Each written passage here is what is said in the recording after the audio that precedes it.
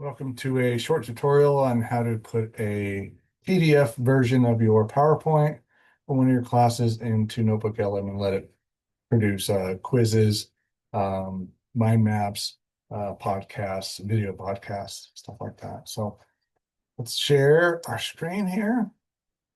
First, what we're going to do is I'm going to take chapter 9 out of my radiobiology class, and I'm going to drag it over. Actually, I'll go into Notebook LM, create new, and then I will just drag it. It's a PDF. It likes PDFs. You can do other files, but it does that. Then it's going to make a short summary of it, where I can do a video overview, audio overview, or a mind map. Let's just look at the mind map real quick. They don't take very long. You can download these mind maps, but the mind map is like a JPEG, so it's only whatever it sees on the screen. You can't click through it like you would want to. So here we have our late effects and dose response. Here's late effects. So I have definition, major types, and late somatic effects. Just like this. Long-term results of exposure, measurable somatic and hereditary damage. So that's an interesting way of looking at it. Now let's look at going to make a podcast. Okay, once we're back here, I've minimized the mind map. It's a little bit of it keeps it over on this right panel. So now I'm gonna have to go back from mind map to studio. And now I have my summary here. So I can do an audio, like a podcast, which two people kind of talk to each other about it. So I can do a deep dive, brief, keep it short and simple. I can have it critique my PowerPoint and offer me some feedback. Or I can have the two podcasters debate the subject.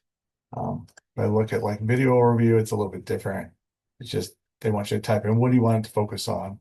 Somatic effects, germ cells, stochastic, deterministic, stuff like that. So we already did the mind map. We can do a report.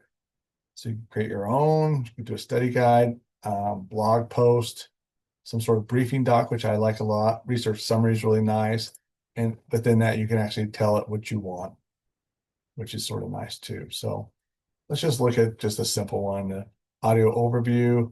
I'll just click on that, and then it will take a few minutes to make it into a nice podcast.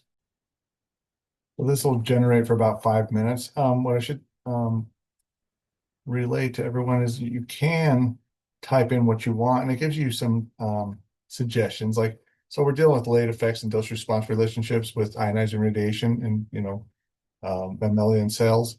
And here it says, how do different dose response curves model the risk of radiation induced late effects, which is, that gives you an idea of what you could do with it. Here's how do immunological studies inform radiation protection standards. But you could type almost anything in here, and they would help to generate it with more information. Another item we could look at is you can come up to settings and you could actually use a different output language, which, there's plenty. What I've found out with some of my friends that are that do speak Spanish, they told me to go with the Mexico Espanol as opposed to the Latino American or Espanol. So whether that's the truth or not, that's just what they told me. It sounded better to them when we did podcasts with that. But you could, look at all sorts of weird languages. Some of these I don't even know what they are, but definitely if you have a language you want to do it in, then you can go for that. You can also kind of let it generate several different things if you want. So I could sit here and do a report, and let's say I just want a concept explainer. Let's see if there's anything else I can do in here. So it's just going to do what it tells you, but you could tell it what to do. So we could do that, and it's just going to bring it in here and generate it too. So it may take a little bit more time to do everything, but it is it's multitasking. It took about 5 minutes to get my podcast to work. And so then I can come into the three dots and I can rename it, download it, share it, or get rid of it.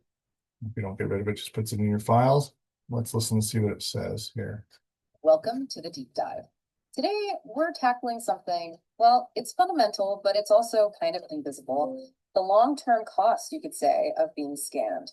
We're diving into the science of what are called late effects.